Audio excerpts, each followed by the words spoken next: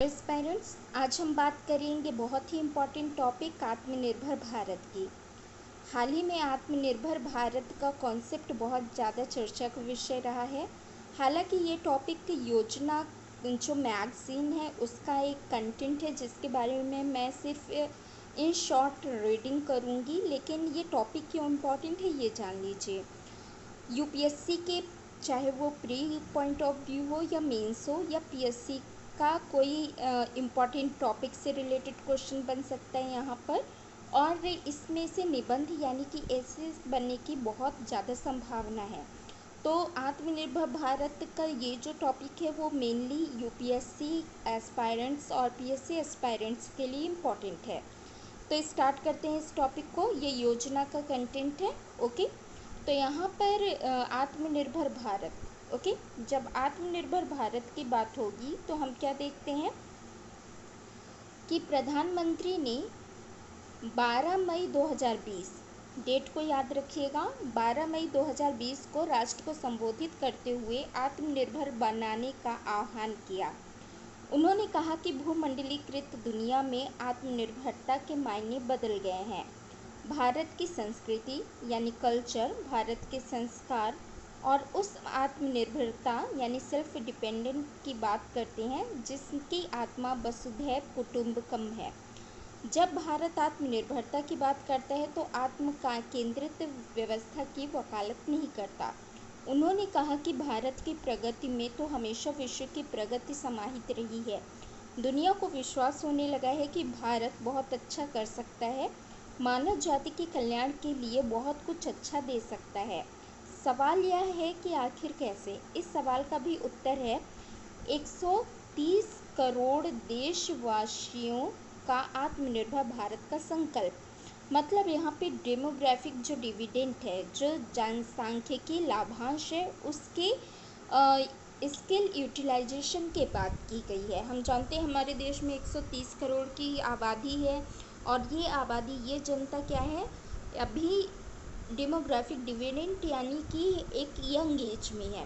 विश्व में सबसे यंगेस्ट देशों में से हमारा देश है, जहां हमें यदि हम स्किल कर दें अपनी पॉपुलेशन को तो उसका काफ़ी फ़ायदा हम उठा सकते हैं। अब आत्मनिर्भर भारत के 5 स्तंभ, ये 5 स्तंभ क्या हैं पूछे जा सकते हैं एग्जाम में। आत्मनिर्भर भारत की ये भव्य इमारत 5 स्तंभों पर खड़ी होगी। उन्होंने कहा कि पहला स्तंभ एक ऐसी अर्थव्यवस्था जो इंक्रीमेंटल चेंज यानी वृद्धिशील परिवर्तन नहीं बल्कि क्वांटम जंप लाए। दूसरा स्तंभ इंफ्रास्ट्रक्चर, बुनियादी ढांचा जो आधुनिक भारत की पहचान बने। तीसरा हमारा सिस्टम, प्रणाली जो बीते शताब्दी की रीति नीति नहीं बल्कि 21वीं शताब्दी के सपनों को साकार करने वाली टेक्नोलॉजी ड्रिवन व्यवस्थाओं पर आधारित हो। चौथा वाइब्रेंट डेमोग्राफी, जनसांख्यिकी हमारी ताकत है जो आत्मनिर्भर भारत के लिए हमारी ऊर्जा का स्रोत है। पांचवा स्तंभ डिमांड यानी मांग, हमारी अर्थव्यवस्था में डिमांड और सप्लाई की चेन का जो जिक्र है, जो ताकत है, उसे पूरी क्षमता से इस्तेमाल किए जाने की ज़रूरत है। तो आपको ये पांचों चीज़ें एक बार फिर से रीड आउट कर लेनी है, ठीक है। 5 स्तंभ कौन कौन से हैं? नंबर 1 जो था वो क्या था? वृद्धिशील परिवर्तन, इंक्रीमेंटल चेंज। दूसरा था स्तंभ इंफ्रास्ट्रक्चर यानी बुनियादी ढांचा। तीसरा था हमारा सिस्टम, प्रणाली। चौथा था टेक्नोलॉजी ड्रिवन और तीसरा था टेक्नोलॉजी ड्रिवन और चौथा था वाइब्रेंट डेमोग्राफी और पांचवा है डिमांड यानी कि मांग। ओके, अब आत्मनिर्भर भारत अभियान के लिए विशेष आर्थिक पैकेज, तो क्या ये इकोनॉमिकल पैकेज दिया गया। प्रधानमंत्री ने एक विशेष आर्थिक पैकेज की घोषणा की। कोविड संकट के दौरान इससे पहले की गई घोषणाओं, आरबीआई द्वारा लिए गए निर्णयों से जुड़ी राशि को मिला देने पर यह पैकेज 20 लाख करोड़ रुपए का है, जो भारत की जीडीपी के लगभग 10% के बराबर है। उन्होंने कहा कि यह पैकेज आत्मनिर्भर भारत बनने के लक्ष्य को प्राप्त करने की दिशा में काफ़ी सहायक साबित होगा, जो भूमि, श्रम, लिक्विडिटी और कानूनों पर फोकस होगा। यह कुटीर उद्योग, एमएसएमई, मजदूर, मध्यम वर्ग, उद्योगों सहित विभिन्न वर्गों की ज़रूरतों को पूरा करेगा। पिछले 6 वर्षों में लागू किए गए सुधारों में से एक जनधन आधार मोबाइल जेएम की त्रिशक्ति के सकारात्मक प्रभाव के बारे में बात करते हुए प्रधानमंत्री ने कहा कि इन सुधारों के कारण आज संकट के समय भी भारत की व्यवस्थाएं अधिक सक्षम और अधिक समर्थ नजर आई हैं। वरना कौन सोच सकता था कि भारत सरकार जो पैसा भेजेगी वो पूरा का पूरा गरीब की जेब में, किसान की जेब में पहुंच पाएगा। लेकिन ये हुआ। अब रिफॉर्म्स के उस दायरे को व्यापक बनाना है, नई ऊंचाई देनी है। देश को आत्मनिर्भर बनाने के लिए कई साहसिक सुधारों की आवश्यकता है।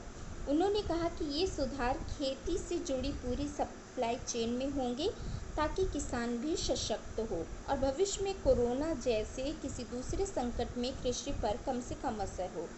ये सुधार तर्क संगत कर प्रणाली, सरल और स्पष्ट नियम कानून, उत्तम इंफ्रास्ट्रक्चर, समर्थ और सक्षम मानव संसाधन और एक मजबूत वित्तीय प्रणाली के निर्माण के लिए होंगे। ये रिफॉर्म बिजनेस को प्रोत्साहित करेंगे, निवेश को आकर्षित करेंगे और मेक इन इंडिया के हमारे संकल्प को सशक्त करेंगे। प्रधानमंत्री ने कहा कि आत्मनिर्भरता देश को वैश्विक आपूर्ति श्रृंखला में कड़ी प्रतिस्पर्धा के लिए तैयार करेगी और यह आवश्यक है कि इस प्रतिस्पर्धा में अवश्य ही जीत हासिल करे। यह न केवल विभिन्न सेक्टरों में दक्षता बढ़ाएगा बल्कि गुणवत्ता भी सुनिश्चित करेगा। उन्होंने कहा कि संकट ने हमें लोकल या स्थानीय या स्वदेशी विनिर्माण, लोकल बाजार और लोकल आपूर्ति श्रृंखलाओं के विशेष महत्व को सिखा दिया है। संकट के दौरान हमारी सभी ज़रूरतें स्थानीय स्तर पर यानी कि देश में ही पूरी हुई। प्रधानमंत्री ने कहा कि हम भारतवासी को अपना लोकल के लिए वोकल बनना है, न सिर्फ लोकल उत्पाद खरीदने हैं बल्कि उनका गर्व से प्रचार प्रसार भी करना है। अब यहाँ पे हम थोड़ा सा इस डायग्राम को देखते हैं जो कि आपको प्री में या फिर आपके एसे लिखने में मदद करेगा। तो निबंध लेखन में यदि आत्मनिर्भर भारत पैकेज की बात की जाए तो आपको ये चार्ट ड्रॉ कर देना है और डाटा तो याद रखना मुश्किल होता है, फिर भी इनमें से 20 लाख करोड़ रुपए तो आपको याद ही रहेंगे, ठीक है।